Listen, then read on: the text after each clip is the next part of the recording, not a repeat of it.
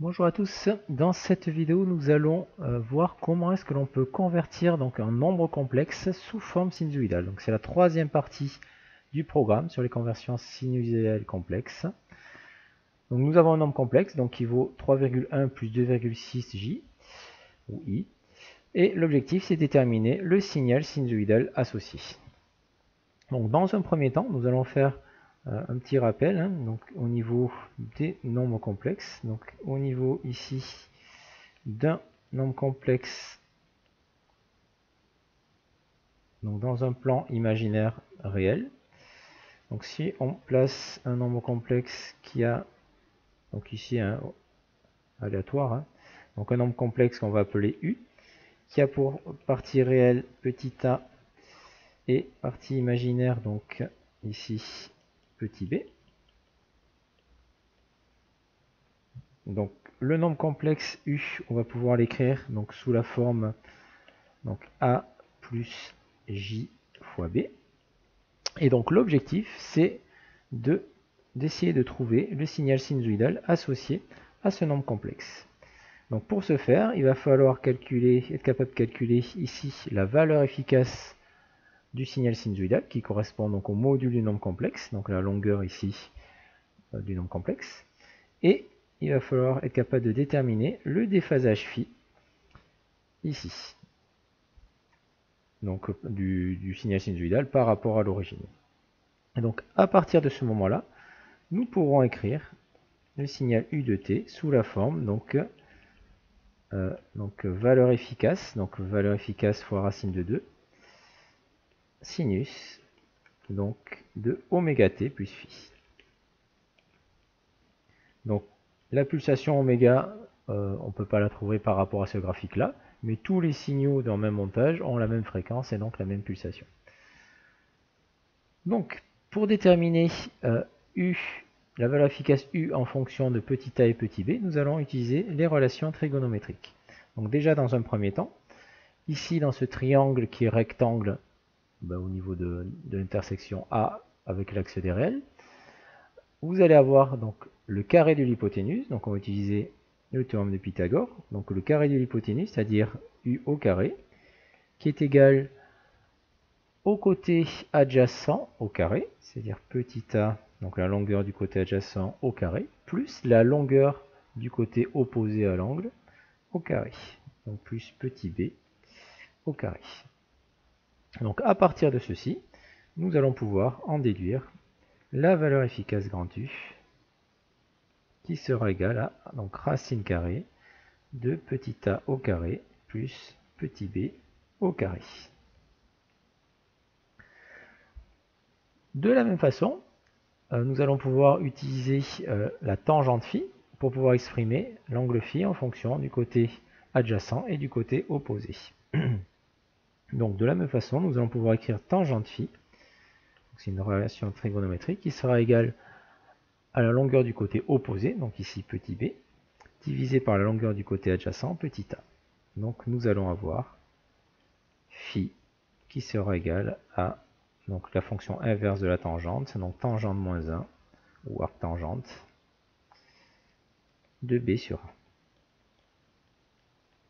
Voilà, donc les relations de passage qui vont nous permettre, à partir de la connaissance des parties réelles petit a et imaginaire petit b, donc déterminer la valeur efficace U et le déphasage phi qui vont caractériser le signal sinusoïdal. Donc on va essayer d'appliquer ça à l'exercice. Donc au niveau de l'exercice, on vous donne le nombre complexe U. Donc U complexe va être égal à 3,1 plus 2,6 donc fois I ou J, c'est pareil. Donc en physique, on va plutôt utiliser la notation J, puisque le petit i est plutôt utilisé pour l'intensité du courant. Voilà, donc ce nombre complexe qui a pour partie réelle donc petit a qui vaut 3,1, partie imaginaire, donc petit b qui vaut 2,6. Et donc, si on veut le représenter, notre nombre complexe, donc il va avoir pour partie réelle donc 3,1. Donc on va ici mettre le 3,1. Partie imaginaire, donc 2,6. Donc bon, on va être un petit peu plus haut, bon, c'est pas grave. Hein. Donc partie imaginaire, donc 2,6. Et donc, approximativement, hein, on va tracer notre nombre complexe qui va se situer comme ceci à peu près. Voilà. Donc ça, c'est le nombre complexe ici, petit u. D'accord, qui vaut 3,1 plus 2,6 fois j. Donc sur un plan imaginaire réel.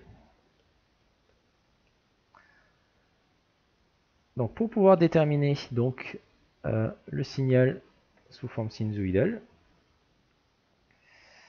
donc nous allons pouvoir déterminer donc déjà dans un premier temps la valeur efficace. Donc valeur efficace, un grand U qui sera égal à racine carrée donc de petit a au carré plus petit b au carré. Donc ça fait 3,1 au carré plus 2,6 au carré. Donc ça nous fait une valeur efficace grand U qui sera égale à environ 4,05 volts. Donc ça, c'est le premier résultat qui va nous intéresser.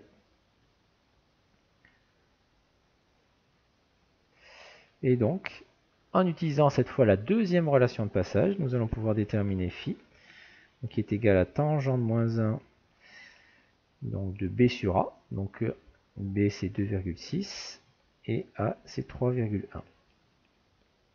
Donc il y a plusieurs solutions hein, à cette tangente moins 1 de 2,6 sur 3,1. Donc il faut essayer de regarder donc par rapport à notre nombre ici complexe. Hein, donc on a un nombre complexe qui a un déphasage, donc phi, qui va être compris entre 0 et 90 degrés. Donc de l'ordre, enfin pas loin de 45 degrés. Donc entre 0 et 90 degrés. Donc tangente phi, tangente moins 1 de 2,6 sur 3,1, nous allons trouver 44. Donc 44,1 degrés. Voilà. Donc phi est égal à 44,1 degrés. Voilà. Donc l'angle qui correspondrait à 44,1 plus 180 degrés aurait également été possible, mais ça ne correspond pas à notre nombre complexe.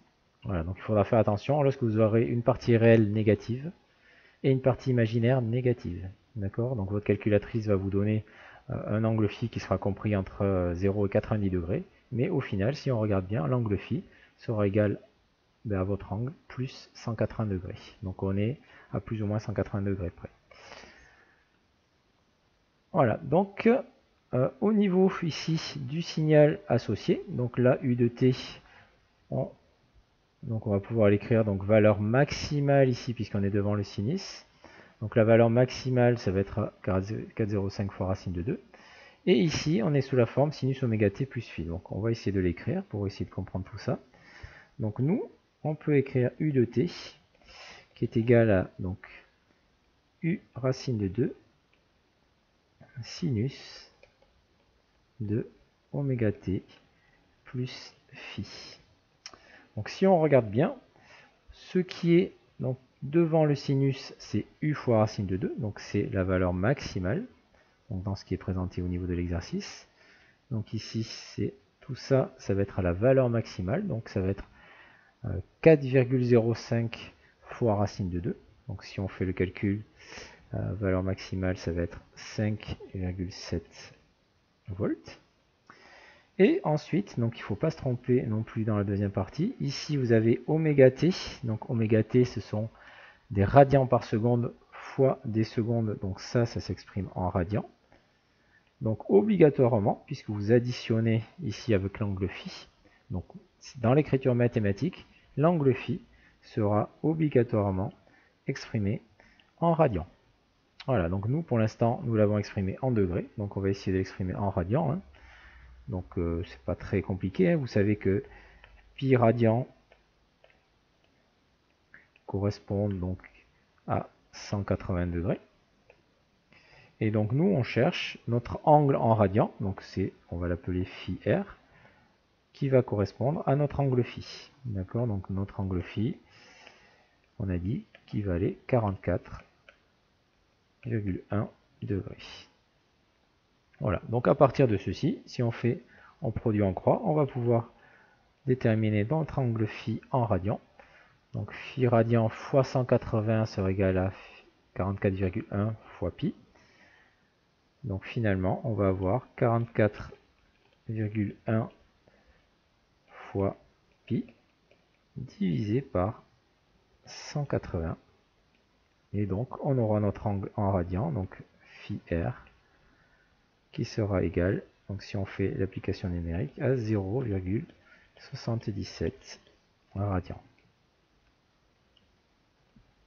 Donc il y a pas mal de choses finalement dans ce calcul. Donc il faut faire très attention. Voilà, et donc nos résultats ici, mais on va être sous la forme u de t égale, donc ici, valeur maximale, donc ça fait u fois racine de 2, donc 5,7. Donc sinus de oméga t, plus notre angle en radian, qui vaut 0,77. Voilà, donc merci à tous de m'avoir écouté, et donc à très bientôt pour une nouvelle vidéo.